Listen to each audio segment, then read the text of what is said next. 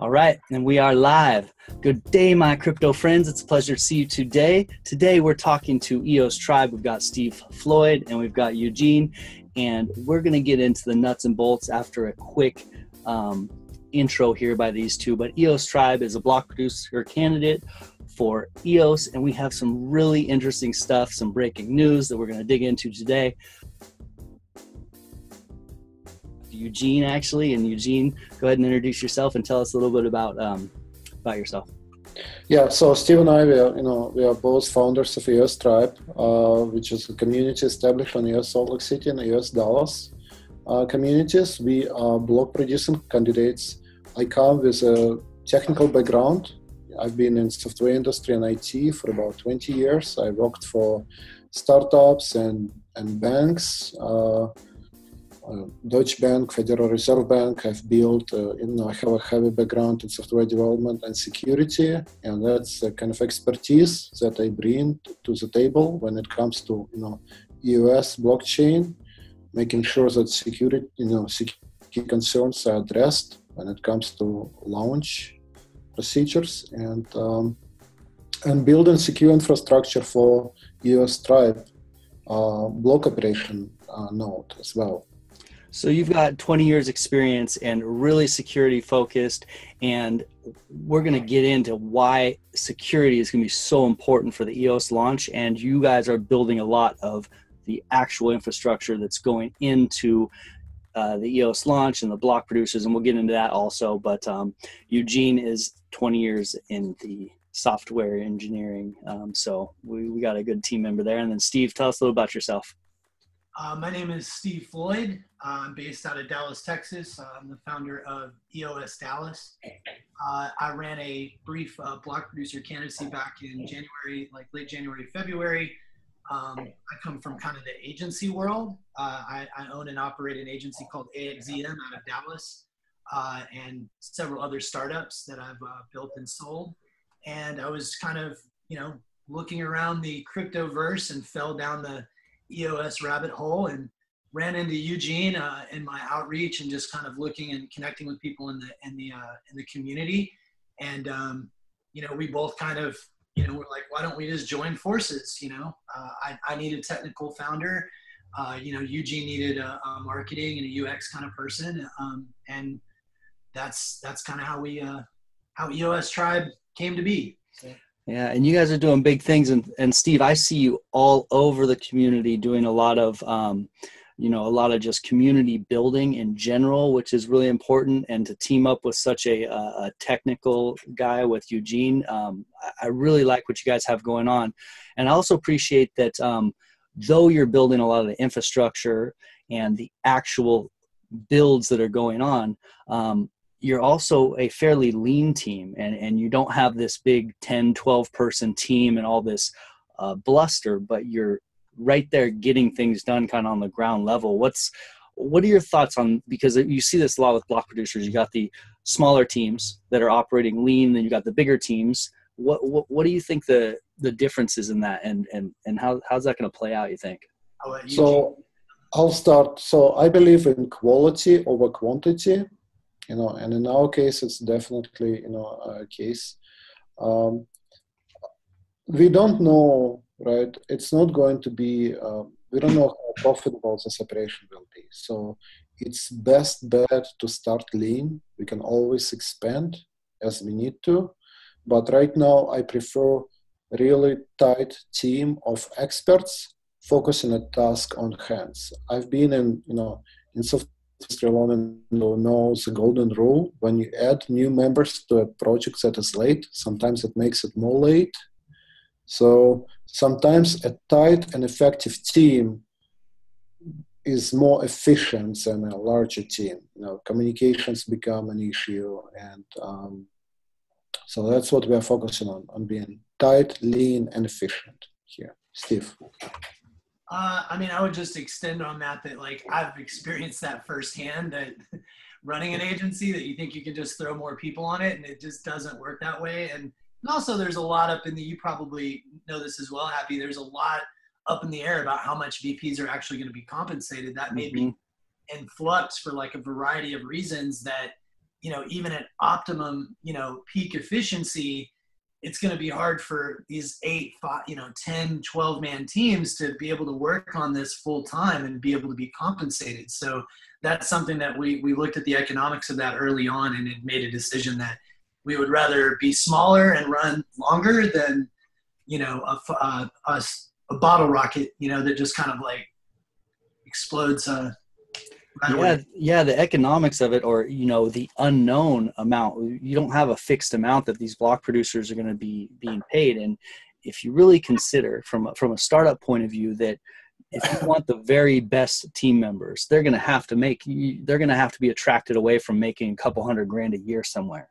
And if you're going to pay those people consistently just so that they can really put quality work into this, you can't have a 10, 15 person team. You're going to have a lot of fluff there. And that lends to, so what happens if maybe a team falls out of a block producer candidacy for a little while and they're not making that paycheck, and then they lose half their team. And then what happens to the longevity of that project?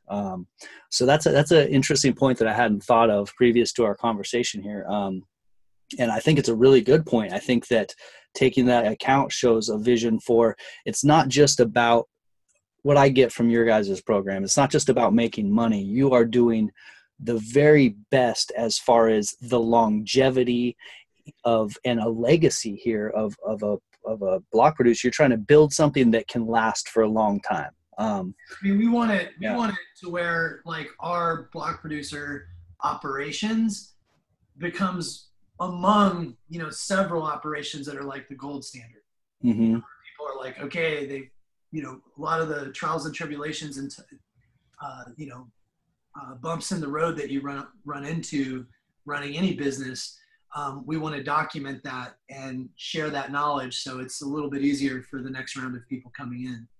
So. Yeah, absolutely. Well, speaking of the gold standard and setting some sort of standard, another thing that I've really appreciated about when I've really dug into what you guys are doing is that your team seems to be behind, like the actual team behind a lot of these builds, a lot of these EOS projects. They're built, and then they're a thing in the community, and people like me, we're all using them. And then there's a lot of names attached to these projects. It reminds me of during the ICO thing, they would be announcing partnerships all over the place, and there'd be all these real loose partnerships, but you never knew exactly who was directly behind these projects being built. And what I gather is that you guys are the tech team that's actually putting these things into the community and then kind of getting support from others. Is you see it that way, or how's that play out in your guys' eyes? Eugene?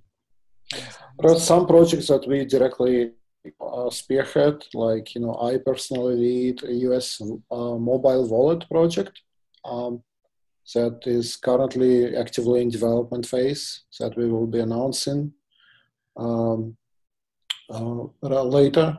And we are also involved in other projects which are community led, but BP portal, that is a voting portal that myself and Steve are heavily involved. Steve is involved in Chintai projects that he can talk about. So yeah, I mean, there's, I give the credit to the development team as far as Chintai goes. I'm just, like I say, I'm just lipstick. I'm just UX and design. So the BP voting portal is 80% as far as this last push. I would give credit to NS James on that. I mean, I certainly came up with like a decent theme and direction for the branding as I was tasked with, but the back end and the development team on that project has pushed it leaps and bounds. I guess the way I would frame it is that me and Eugene are commonly some of the actual grunts on these projects doing the work, whereas maybe there are other groups that attach their names that may not have as much of a direct role, but they're more visible. Okay. So they have a bigger megaphone and bigger channels, and if they're the first to introduce the tool or the project, then people in their minds attach the project to them, not really knowing that there are other people behind the project. And if anybody gets any credit or hype around the voting portal, it would be Eric from EOS Sweden. Because straight up, no offense to the other people who are front running it, but if anybody gives credit for that portal at all, it needs to be NS James and Eric. You know, like secondary, me and Eugene and other people are helping because they both architected it and put a big chunk of the code very quickly to make it happen, you know. So those are some of the most important components, and I can't take any kind of credit for that other than maybe the design and kind of direction that I've provided. But, you know, anyways, that's a good example of that is a great example. And man, NS James is doing big things. I love that guy, man. He's cool. We all do. He's like he's the original EOS cowboy, right? Yeah, he is. I know. I love it, man. He's killer. Yeah, and I think you framed it a little bit better than me, saying that you guys are a lot of the actual grunt work that's going into this, a lot of the ground level physical hands on the keyboard and in the community pushing these things forward, the actual work, because it is very easy and hard to determine from the outside what's marketing and who's actually on the ground, like beating the pavement. And so, you know what I mean? I can understand that like it's a political race. So yeah. VPs who are aggressive to do that, and other organizations that are really aggressive to front run and attach their names to every project that they possibly can. I get it. It's marketing. We don't. So just, to learn from experience and history, going back to .com era, sometimes not the best technology wins. Usually it's the best marketing that wins. Mm-hmm. Those guys who are technicals, they may be working on something brilliant, right? But if they don't talk about it, if they don't make it public, what they're doing, what they have done, somebody else might put a word out for something with less, technology-wise, less deserving product. I'm just talking in general terms now. I mean, that's just. They may get more traction, and they may ultimately win. And our focus, and I don't like, this is a community work, right? I never take any credit myself, but our group is working, on security and securing infrastructure of EOS blockchain, because you have to realize EOS blockchain is still a software product, and it's relatively new software product. With any software product, I have launched less critical software, for banks, and they go through some very extensive security vetting by third parties. We have not gone through that security vetting and testing for EOS blockchain, and hence, given that information, we need to make sure that we add extra layers of security to protect this infrastructure from any possible attacks, or to minimize attack surface. So there are some guys who are security experts who have built enterprise systems before that work with me, closely to make those standards. And I don't mean we are only focusing on securing our node, because it makes no sense in securing our node if the overall network is not secure. We need to come out with the standards that other BPs will, adopt and enforce to secure the EOS blockchain, the launch process, and ongoing operations. Yeah, and I think that's something that gets glossed over in the community that we really need to hit on here, is that just because EOS is a blockchain, people think, oh, it's secure. Blockchains are secure. But this EOS launch, just because it's launching and it's a blockchain, doesn't mean it's inherently secure. There are possibilities of vulnerabilities and it's going to be tested very, very vigorously, guaranteed, with so much on the line. And having such a heavy focus on security and doing the actual builds of what's securing the EOS blockchain is a huge contribution from EOS Tribe, and it can't really be. This is, to me, one of the most important things that people can be focusing on, especially for this initial launch, is EOS secure? Is this actually going to work? And who's making sure that's happening? Not just is everyone saying in marketing it's going to happen. You know, that would be the worst possible thing if you think about it. If like we launched and within the first like 5 hours or 3 hours, the whole blockchain was hacked. It'd be crushing. Yeah, and that's, I don't think that, the really sharp network security guys that have hacking backgrounds like Eugene and Eric and Bowden and from Crypto Lines, there's Marcin, there's about like probably 4 or 5 guys that have been quietly, John, saying like, guys, this is not good. And the zeal and the it's really cool though. Don't get me wrong. Like the EOS BIOS is freaking cool. It's a cool tool. It's sexy. It's awesome. Like it's well done. There's a lot of layers to it that are cool, so I understand the zeal. Like no one wants to listen to the boring network guy. Look, we need to make sure that it's like, you can understand why that gets buried in the conversation, but it doesn't make it any more less relevant. Absolutely. Security is boring and it's not a popular topic, trust me. But it gets popular really quickly when, a major hack happens. When people lose, and blockchain in general as a technology have seen those major hacks when ultimately millions of dollars were lost or stolen, right? Mm-hmm. And we don't want any bad publicity for EOS. Like, I don't want it. I don't wish it for a community. It's not about personal egos or who has the best idea. We ultimately want it to be a success. Yeah. So that's all I care about. I don't care that, my particular way is adopted. All I care about is that people actually take security seriously. Yeah, and Ethereum's a great example. A long history of a great blockchain that's now been hacked.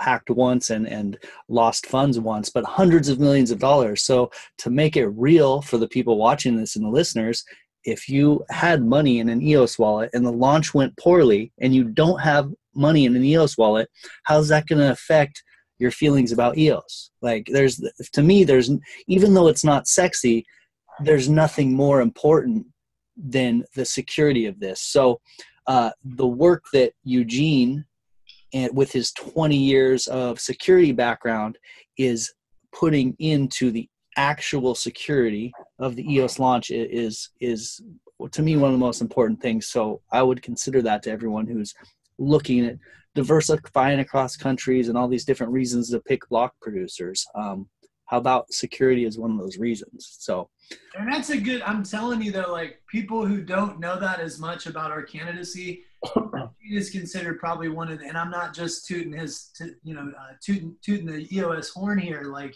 he's probably one of the top 5-10 technical guys on the security layer in the world, in the EOS ecosystem. Maybe not in the world in terms of all of network security, but in terms of the active people in the EOS ecosystem, he is literally one of the top guys. So if you vote for us, you're voting a sharp person in who cares about this stuff, and that needs to be, underscored and highlighted more, because like Eugene is just like Eric is a key resource in the community that we all need active. And by voting us in, you allow us to have the liquidity to work on this stuff. You know what I mean? So Eugene can put his focus on EOS, which we're all going to benefit from. I'm telling you right now, and just the things I've seen him do the last 4 to 6 months, but there's no telling in a year the processes that guys like him and Alex and others will have. These caliber of engineers, and that's something to think about when you vote for EOS Tribe. Is we're family guys, and we're mature, we're experienced in business. It's not our first rodeo, but more than that, this is what we love. Like we put our hearts into this like 24/7. It's all we think about. It's all we do. So. Yeah, it's fantastic. And just to think about the dynamic of your team, you basically have 2 really good tech guys and then a marketing layer. And so is that what it is specifically, a 3 to 4 person team? Let me clarify that. I learned marketing over like the last 10 or 12 years, but I didn't come from like a traditional, I didn't go to college for marketing. I just like had to do it for myself over many years, and owning a web design agency from the early 2000s. If, you know, you want to stay busy, you do advertising, you do social media, you do different types of growth marketing, you know, to help these small businesses and mid-sized businesses grow. That's where your revenue comes from. So, you know, I evolved with all of those offerings in my agency, and, you know, learned a lot. But I think that, you know, my passion is probably in design, usability, and creating an experience. I happen to be a technical marketer because I code. So I learned to, like, you know, do different campaign URLs and tracking and JavaScript and like just basic stuff to basically push GTM, Google Tag Manager, and tracking parameters. And from there, just like learned how to automate stuff, you know, different layers to kind of help scale. And then I've applied some of that, and that's what people have seen for EOS Tribe in a relatively short period of time, the last month and a half, 2 months since we announced our candidacy. Like, we're just, every single time you look, and some of that's marketing, but some of it is us dedicating our time. Yeah. Like, we dedicate our actual time to community projects more than just the megaphone of marketing and the hype machine, because we think that later that will have substance. Like, people will look up what we actually did and who did what later. And we would rather that narrative be solid. Yeah, well, I appreciate the combo. I guess that's the point, is that you're so focused on the security and building out and doing the grunt work, but you also have like this this presence, and really good presence in the community, but it's not this huge focus. You have a knack and a good balance there that's appreciated. This is a good way to phrase it. We want to be, some people like force their like interruption marketing. You know, they're like, hey, check me out, check out my deal. Like, you know, we want to be the answer that people need when they need it. Yeah. So they discover us because we provided a good answer or a good solution to a problem in the community, and they discover our value that way. Yeah. That's so one example, Steve, just to add one example. Usually what we do, we do something valuable that we see as a valuable, you know, information for a community, and then we talk about it, we publish, right? I lead EOS Salt Lake City community here. It was one of the first meetups in the United States, and I was getting questions frequently from, you know, attendees, because people were confused. How do you register EOS tokens? You know, like, what do you do? Do I need to register? What do I keep it in exchange? So I was getting all sorts of questions, and there's real, and so, you know, stats that I hear that only 13% of tokens registered, right? About like what, a month ago. I hope that number is higher. It's worrying, right? So we did work on a post on clear instructions that any non-technical person can follow and register his tokens. We've done it in English, we've done it in Chinese as well, because it's both issued in US and China. And we published that information. I attended a talk in San Francisco with token holders to go over those instructions, and I help people one-on-one. You know, I find time. Sometimes people just reach out to me and they say, hey, how do I register my tokens? And I just help them out, right? Because we want to get those token holders registered. So we want them to vote and take part in that vote, because, you know, we need to have at least 15% of tokens voting. Otherwise, even if we launch blockchain and if we don't gain enough votes, I mean, it doesn't. We're not done until we get those votes. Well, that's another good example of just some grunt work or just some passion that's going into the community. That's not necessary. That's not even something you could market very effectively. It's just something that is part of what you guys do, because you are legitimately working on pushing the community forward. So that's good to hear. But I know that you also have some higher profile projects that you're behind. So you guys want to talk about some of those? Steve, you've got Chintai, and then we've got the wallet, and then there's one interesting one that I really like, which is the you guys are talking about launching a satellite into space. So apparently, you know, in following the footsteps of Elon Musk, we're going to send start shooting stuff into space. I love it. But yeah, I mean, what are your favorite projects that you guys are working on, as far as for EOS? Go ahead. I'll let Eugene lead. So I'll start. So first is, let me talk about less sexy than satellite project is Yeah. EOS Wallet, but trust me, it will look slick. It's an iPhone mobile wallet that will have a standard EOS wallet functionality where you can register your account. You can send tokens to EOS coins to anyone, and you can do standard operations. But it will also serve as a last pass on a blockchain, so to speak. Oh wow, okay. No other project is going to have. Which means you can take your Bitcoin wallet keys, your Ethereum wallet keys, your Dash wallet keys, your any other wallet keys, and you can securely encrypt it and persist on a blockchain that only you able to retrieve anytime you need it. So it becomes like your key manager, so to speak. I mean, your blockchain. Wow. That solves a big problem right there. And not only that, you will also be able to delegate access to your keys to a trusted partner.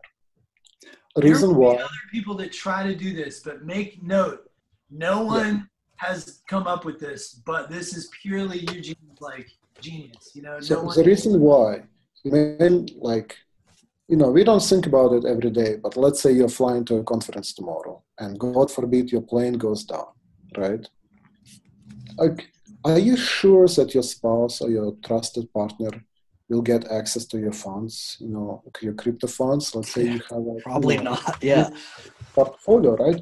We don't think about it every day, right? But it's a safety mechanism which exists in a regular, financial sector, and we have to implement a similar safety mechanism for cryptocurrencies as well. So it's kind of a critical functionality of a web wallet. So. Absolutely, and that works. You said with across. You said with Bitcoin address and your Ethereum address or your keys, and okay, yeah, and the analogy to LastPass. If anyone hasn't used LastPass, you're blowing it, or some form of it. That's one of my greatest extensions on my computer. But the fact that you're bringing this ability to manage our private keys basically in a more streamlined but still secure way. And also distributed. Keep in mind that you don't trust a single company, right? Yeah. To keep all the secrets. Let's say if a federal government comes and they kick a LastPass door out, they shut down their servers, guess what? Too bad. All your secrets are gone, right? And when it's on blockchain, nobody can claim it but you. Wow, that's brilliant. That's huge. And just from a user standpoint, what a beautiful tool that is.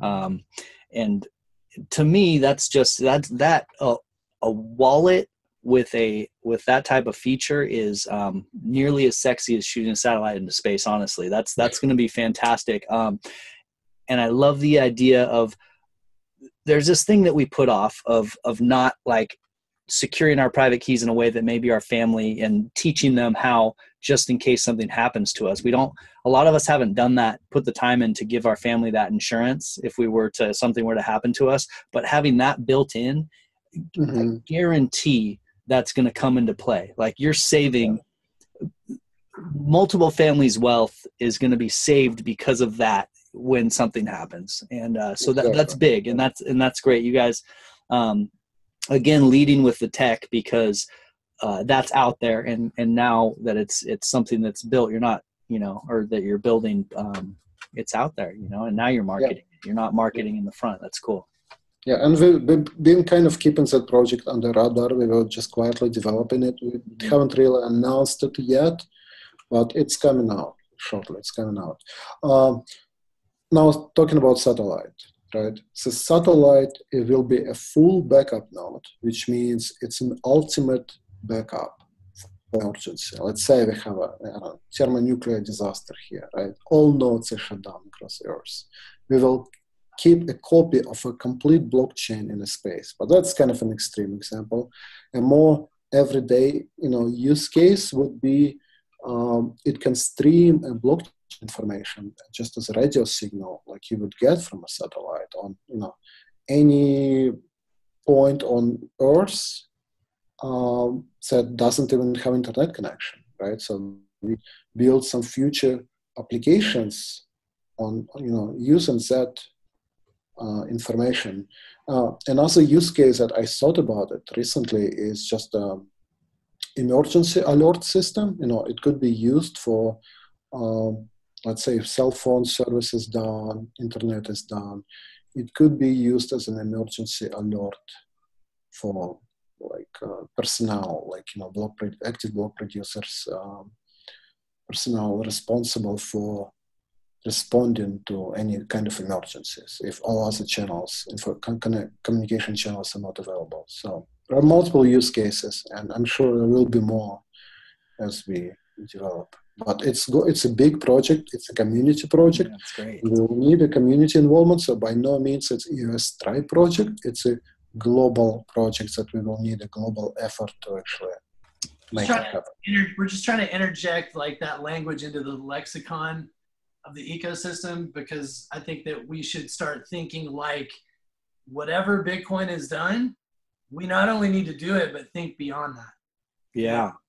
And not just wait in our line and we're in this lane and we're number 5 in market cap. We need to start in the EOS ecosystem and the larger graphene family of dApps, from BitShares and Steemit. We need to start acting like these are the gold standards. These aren't the little redheaded stepchild dApps. These are pretty much the most active dApps in the entire blockchain community in terms of transaction and throughput. Yeah. And we haven't even fully seen, I'm sure there'll be future iterations as dysfunctional as BitShares is sometimes of BitShares, and that DEX will mature and Steemit will get its smart media tokens out sooner or later. And, Net and them will do their own thing, and that will certainly grow in one direction. And EOS will probably have a new version of Steemit that has a lot of cool features that the old Steemit doesn't, but then there'll be some new things that are not perfect, and the old people will like the old version better, and people will like the new version better. This is how it goes, So I think that we as a community who've been active in all of Dan's kind of family of blockchain projects needs to start acting like it. Think big, you know what I mean? We could put a node in space. Mm-hmm. We could, you know what I mean? It may take some years, but it could happen. Yeah, well, I love the idea of being so forward thinking. I think that's just a good example of trying to stay multiple steps ahead of where the tech is currently at, and where we need to be, if we're going to change the world, essentially, if we're going to change culture, if we're going to change the whole way that, these bold principles that we want changed, then we need to also in turn think very bold. And so another great example of what I kind of like about how you guys think as well. But so we have this big vision, but then we also have this on the ground actual stuff happening, which is another important part of the project, where you guys have hardware and you have physical hardware. You're not going to rely on Amazon Web Services. You have physical hardware in 2 places, I believe, in Wyoming, and then also a backup in Ohio or Bluffdale, Utah. In Utah. Bluffdale, Utah. We are neighbors with an SA data center. There you go. So you've got very secure locations, and you have the physical hardware. Around that area, right? No one's going to go around that particular area that it's. Yeah. Yeah. You've got your own personal security agency just taking care of you as well. That's great. People are staying far away from your backup data center. It's a hard area to get to, and I've gone through multiple gates of security just to get into data center. Mm-hmm. And I mean, trust me, I haven't seen security that tough anywhere. And I worked for Federal Reserve Bank, so. Well, that's great news. So how this works is you have your main node, is that right? That's in Wyoming. and then your backup is in Utah. And Yes. then on top of, and you have physical hardware in these places, then you're Correct. going to do a little bit of supplementing with AWS, with Amazon Web Services. In rotation. We specifically see a point of failure if we had this wrapped up into one commercial company account. We're actually using a hybrid DigitalOcean, Amazon with some fallbacks and multiple accounts. Oh, wow. Okay.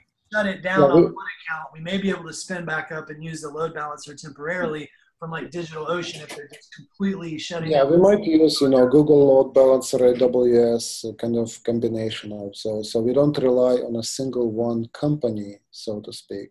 Right. Speaking of AWS, right, just today in a kind of like casual chat, one of the blog producing candidates said that his node on AWS went down, the whole basically instance went out. Wow. Through none of the fault of his own, right? And it's not the first time that I hear about AWS, issues. And it worries me that we have about, at least half of blog producers running on AWS. Having that kind of a line share depend on a single company like Amazon, it's a risk. Just take it as it is. It's a risk. So that's absolutely a risk. In the same way that the security that you guys are working on is this risk that could like bring everything to a grinding halt. Something like having all of or too many of our block producers relying on AWS could bring everything to a halt. And it's these. I think that should be a standard. Like anybody trying to run a BP node should have their primary node as actual real hardware, and there's people that made the argument back a month ago, oh, well, I'll take a highly available infrastructure as a service or Amazon over any, mole monkey running their own bare metal. But I don't agree with that fully if you have the right mole monkeys. If you actually have somebody who's a really hardcore network guy and knows this stuff inside and out, can set up all his load balancing and his own services. No, actually having your own node and bare metal, that's just a general statement that people listening might go, yeah, Amazon's better. It's like, no, it's not. Amazon can go down. The whole Eastern Seaboard went down and took out half the web. You know what I mean? That can happen. Absolutely. And like it or not, Amazon is controlled by, if a government wants to control Amazon, they have full authority to do what they like and full ability. On all nodes, all they have to do is just issue an order, and it will be done. Yes. So that is we talk about these black swan events, these tail risks that are in something like EOS supremely important because we're trying to do something so big, and so to not account for them and not make them some of the most important things. This stuff shouldn't be glossed over. AWS shouldn't be glossed over. Security on the launch shouldn't be glossed over because without those two things, none of the other hype and all this beautiful things that make me happy, none of that matters unless we get this right. I see EOS as a foundation that we're building for a future economy and governance. And given its critical value, it will become a competition for existing economical powers and government, many governments. And just imagine the resources right behind those powers that will be put in, once they see it as a threat, they will be taking actions, right? And we better be prepared for, mitigate those actions. Absolutely. We are ready to move out of the U.S. if they tell us that we can't run a node in the U.S. We have we have set up situations overseas and structures to facilitate that.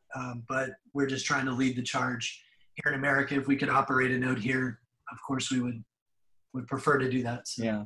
Well, the goal is to in the States set the gold standard and set a precedent that this is what every BP around the world should strive to do. You guys are trying to set a gold standard, and you know, and that's very appreciated. And I think there's a lot of a gravity to this launch that is important. I mean, this is something big, and if it works, it's going to be possibly under like a massive stress test.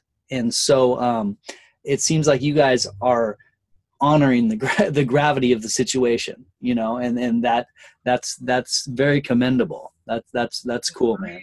The three most important, in my view, the three most critical projects in the EOS ecosystem right now are the voting portal. Next to that, probably Chintai, because of bandwidth limitations and you know, the underbanked of the world who maybe can't afford tokens but could lease some, you know, to get their DApp off the ground. That creates an economy, you know, for DApp developers, which is the lifeblood of the whole ecosystem, as well as the token holders. And probably next to that, probably Scatter itself, you know, what Nathan's working on, because that removes the identity layer and the profile management for all these dApps, which is a huge cluster fail that we all have to deal with, like dealing with identity, keys, how are we going to store all that? And like, it's a huge burden on dApp developers. If you know that that entire portion of your dApp is now augmented and completely over here, and not only that, it has a reputation system, carries with it, and connections that carry with it from dApp to dApp, you know, on EOS, that's pretty critical, you know, that's pretty important stuff. So we're working on 2 of those. Maybe I get my chops up enough for, you know, an Angular or a Vue for Nathan to throw me on some more, you know, Scatter projects. But those are definitely, like, in my view, 3 of the most critical. And then in terms of talking points, like what is the hotbed issues right now? Without a doubt, security. It's like nobody, like among the really technical people, it's like these whispers and like they're scared, but the average community has no idea. So you having us on today and you know, Eugene highlighting that there are these kind of competing boot processes, and on one side you have, no offense, but the most experienced, like, people in the weeds, like people who have had hacking backgrounds and have actually penetrated large scale systems and done some of this stuff, versus someone who's done theory on it and done some dry runs maybe at their enterprise job, but they didn't actually hack into that network. Whereas some of these guys like Eric and them, they could say we don't know when or who or when or how they did it, but they are experienced at that level. They could actually achieve that kind of stuff. So I think that's, you might want to listen to those guys. Can you dig in a little bit to, because it sounds like there's an open debate going behind, you know, in the tech community or in the security community, there's an open debate going of 2 different security methods. Can you dig a little bit into that so that people understand exactly what that is? Yeah, I can explain. So there are 2 branches that came out at some point from, you know, in BP community. One branch was with good intentions. I mean, again, everything was done with good intentions. Was taken a route of automation, and it's simpler for everyone, right? And that branch, and they achieved some success functionality-wise to make a launch more automated and easier for, you know, BPs to follow.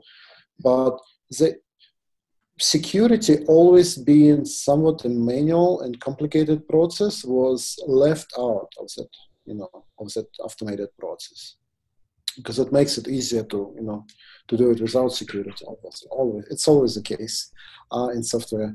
And there is a group which I'm a part of that takes more a security-focused approach, and it involves, you know, a more kind of technical expertise to do it. And, you know, we are automating some of those steps, and we're making a good progress to make it easier to write scripts to automate some of those steps. But it takes a certain level of expertise. Introducing an additional layer of security to the system that has to be configured separately. And so that's where the whole debate is coming from, basically a debate of who is right. Is it, you know, one group is arguing basically for a simplicity of security by obscurity, which never works. Also, simplicity for BP candidates, right, to launch. And I'll have to give them a credit. It's easier to, it's very easy to buy in an easy process, right, in an automated process. But those guys who are more security aware, we see a risk in this approach. And as it gains more momentum and more community support, we know a way to basically derail that whole process. As a third party, any third party, we can bring down the nodes just based on the functionality that they expose. So there is a way to hack into it. And we resolve those issues in our approach. Again, this is an information which is, while very sensitive and hard to talk about, has to be addressed, because we can do it. And if we can do it, any malicious party who has financial incentives, and there are plenty of financial incentives to do it, to derail EOS launch, you can, I mean, it's no brainer, you can see it, right? Many powers in this world who are not interested in EOS going live, who might have to stand to lose economically if EOS is success, and who are stand to benefit financially if EOS not a success. And what a better way to derail EOS than to derail a launch procedure and then advertise it on social media that EOS is a failure, right? So and try to recover. So bad publicity alone will hurt the community badly. And I don't want that to happen. That's just. So how is this, how is this debate moving forward? Because are they not believing that you or some people have said, hey, we can exploit a vulnerability in this? And if are they disagreeing with the fact that you're able to exploit a vulnerability in their method? Or well, how is it? It's hard to argue with facts. And you're one of the first guys to hear about this, right? It's been information that was kept private in the community, but we are probably going to release it shortly so that anyone can verify and nobody can argue with, and so that all parties have to address and resolve. And I think there will be some feeling hurts, in the community. Maybe somebody will like us less, but it's all done for the betterment and for the best of all of us. It's better to be shared in the communities than keep it hidden and then wait for us to fail after launch. Yeah, I mean that is huge, and that is something that that's mandatory, that it goes the correct way. If you guys have found an exploit, it needs to be fixed, and that's huge. I mean that is huge, and that I don't know what else to say besides that. That's amazing. And thank God that there's someone looking at it. Thank God we have security experts, and people from EOS Tribe who are focused on security that are finding things like this, and not only finding them, but bringing it to the community, because it is all about transparency. And it's not just us. So I don't want to take any personal credit. This was a teamwork, and all our findings are a result of my team working. Yeah, it's just. Well, it's good to know that there is people working so hard behind the scenes, because who knows who, like those people that are on your team and who have come up with this exploit and done all this, they're not getting credit anywhere. People aren't going to know who they are. Those guys don't want it. That's what we think is so funny is some of the most technical people could care less. Like Eugene doesn't even care most of the time. He just realizes he needs to, if he wants to get elected and keep doing it, but he could care, like that's why he brought on me. He could care less about the hype or machine or the credit or any of that kind of stuff that goes with a BP operation. Like he really just likes the tech. Yeah. Yeah. That's, Politics. I think we all could. But. I'm just a geek. Yeah. Yeah. Well, a geek, but you know, part of saving EOS and part of launching it correctly, and part of you know, we need people that are doing this, because people like me are going to get all the benefit of EOS launching successfully, but they could launch it completely incorrectly. I'd have no idea. So you guys, people like you and the people who have discovered this are, you know, the most important part of the process. So we will, the whole community, I guess, you'll be, there'll be an open debate soon enough about what the correct way to do this is, and the whole community will be involved. And that's going to be really interesting, you know, and it's got to go it's got to go this way. And it's great you guys found it. It just sucks because like we see that it's been taken personal. Like we know for a fact, and I just want to put it out there that, you know, it's perceived as like Eugene and Eric and others are just being a curmudgeon want to attack the way that the boot BIOS is done. And I perceived it that way at first too, that they were just, oh, they just don't want to do it, you know, their way. And that's all it is. And thought it was just like and after reading through a lot of the discussions, like there's some serious concerns. Like this is best practice software engineering stuff that they're talking about. They're not talking about feelings or anything. It's got turned into that because of like the, you know, the narrative that people put out to save face or whatever that just happens naturally in politics and community initiatives. But it shouldn't be about that. But maybe there's a little bit of human layer in there that some of that's happening. I'll say firsthand, after digging in, Eugene, John, and others are just bringing it up because they don't want the thing to get hacked. That's literally the only thing that's been said from the very first time they mentioned it to now. They're not trying to kick sand. They're not trying to like push down anybody's sandcastle or anything like that. It literally is like, we can't. I would like to mention that you can see myself as a kind of a biased person, right, who stand to benefit. We are one of the BP candidates. This is true. But John, who I work with, who is one of our security experts, and he launched an enterprise e-commerce systems before, and was security expert at a level, at my level, if not higher. He is not a BP candidate. He's a neutral party who doesn't stand to benefit or lose, regardless the way it goes. He's not part in a launch process, but he is a consultant who is volunteering his time and intelligence to help the community, who cares enough to help. So, and I value his opinion very much, and he's been a big help for our group as well, with the security issues. Yeah, and I mean, people who watch this video and people who skip ahead to see this part, they're going to be able to tell Eugene that you're not, this isn't an ego play. This isn't some sort of, look at me, or I'm trying to promote our block candidacy. Clearly, you are a developer at heart. Like you said, you're a geek and you're in it because you love the tech.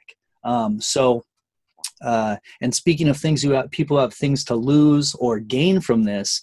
The entire EOS community has something to lose playing this vulnerability the incorrect way because of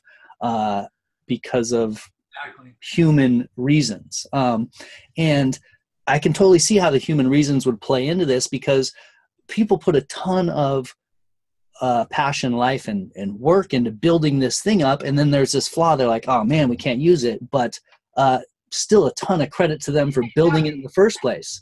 It may not be by all means. It may not be that he can't use it. It just may be that they need to refactor some things, and there's not enough time to do that by the launch. What the Trinity group has been saying is that we have to test this software, and then we have to test the main software. Yeah. Rather than let's just test the main software, right? Like that's kind of, I guess, been the bigger argument is let's just do it the manual way and not add another layer of abstraction. So if something goes wrong. But now that's turned into actual security vulnerabilities announced here for the first time on Happy Show. So there we go. There we go. Well, that's it is and a ton of credit to everyone who's working on it, regardless of how things play out. Like the people who have built it whatever way it was built move the community forward immensely. So yeah, no and we're not against the boot bios either. If it was like provably secure and there was, you know, it had enough testing time, I think it's more elegant than having to do it manually. But it's just... Well, one of the key issues that we have, you know, I've been part of software projects and development from day zero to, you know, going live to production. You usually leave about a couple of months time for heavy security testing and penetration testing. And we have not done this as a community. We do not have time to do it. Hence, we have to take extra precaution and to protect that infrastructure from, you know, any unauthorized access or any exploits. That API, while useful, have to be hidden on a block producers, period. It's great for testing, but it will not be exposed in production because it will be exploited. It will be. But there is no hope in that, oh, let's just hope nobody will hack us, right? It doesn't work, man. Doesn't work a bunch of interests that will, you know, take advantage of this. If they can pwn you, they will. Yes, absolutely. Just for the fun of doing it sometimes, you know. Sometimes just for fun, if not for profit, just for fun. Absolutely. Well, to sum up, you guys have a lean team who has a mission to push the EOS community forward, and a team that's focused on longevity and building EOS out. You guys have infrastructure, hardware that is diversified in the States and is secure. And then you guys are behind a lot of these extra projects that are building the community. You guys are doing the actual grunt work behind this. And then really importantly, you're huge on security, which is a lot of our livelihoods depend on how secure this is. So I'm really glad that we've got a chance to talk about this with you guys. I think that block producers and who we vote for and who launches the, you know, who's there at launch making this happen, I think is monumentally important. So I hope that people get a chance to watch this and dig in, and I'm sure they will. So did you guys have anything to kind of add on top of what we've talked about, or any big points we missed? Tulip Conference. Yes, that's going to... You guys go to Tulip Conference coming up June 7th and June 8th in San Francisco. And make sure that you use the code TRIBE30 for a 30% discount on your ticket. Ooh, nice. That's exclusive to our YouTube promotions that we're doing. So fantastic. Tribe story. Good. That's the first time I learned about it. I'll share it with my friends. There you go. Yeah. So I'll put the link. Yeah, I'll put the link down there. And I actually saw G. Lingham last night at a meetup in San Francisco, and he gave a talk about the Tulip Conference. That's gonna be fantastic, and they're taking a little different approach.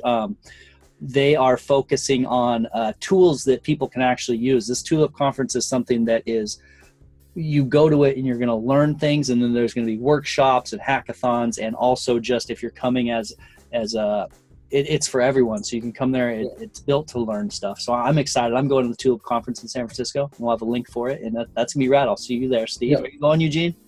I'll be there as well. I'll take part in teaching at those technical sessions. We will be launching testnets.